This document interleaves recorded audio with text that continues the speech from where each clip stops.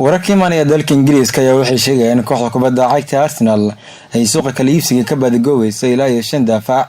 dhibaatada kooxda haystay ku aadan dhanka iyo daafacyada ayaa cirka isku sii shareeraysa kadib natiijadii kooxdaasi ay kala kulantay naadiga Reds ciyaarta ka tirsan horyaalka Premier League dalka Ingiriiska.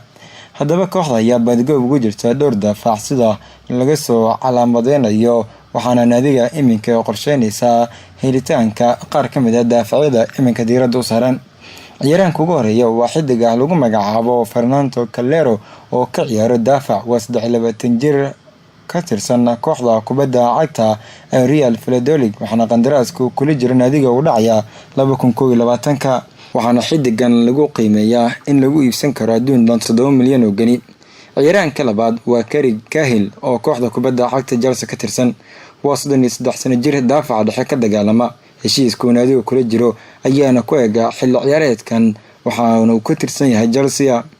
iminka waxaa lagu iibsan karaa 9 milyan oo gani, laakiin haddii la sugo inta heshiiskiisu ka dhacayo waxaa u fududaan doonta kooxaha helitaanka ciyaaryahankan, maadaama ciyaaryahanka qandaraaskiisu dhacayo si xiran ay ku heli karaan, balse Janaayo waxaa xidiga lagu iibsan karaa 9 milyan oo gani. ciyaaraanka saddexaad waa xidiga lagu magacaabo Mario Hermoso, waa 23 jir Spain ka soo jeeda, qaab ciyaareed wacan ayuu sameeyaa. 2020 ayuuna dhacayaa qandaraasku kula jooga kooxda Real Betis. Arsenal ayaa u aragtay xidigan mid ay ku xalin karto baahida daafaca ee iminka haysta adduun dhan 18 milyan oo gani, ayaana xidigan da'da yar lagu qiimeeyaa oo qaab ciyaareed wacan ku qaadanaya kooxda Real Betis.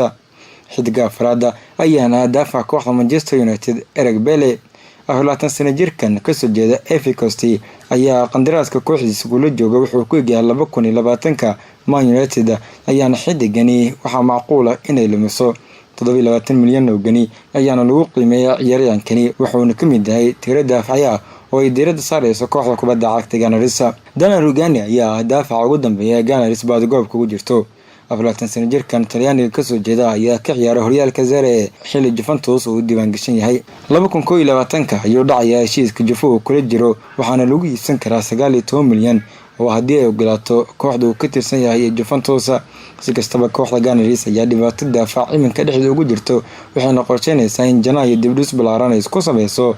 Unai Emery ayaana doonaya kooxda in la keeno xidiga si wacan ugu dagaalami kara qaybta dhexe ee daafaca, maadaama natiijadii kooxda ay kala kulantay Southampton iyo Liverpool ay ka dhigan tahay fariin ku aadan in kooxda iska adkayso qaybta dhexe ee daafaca.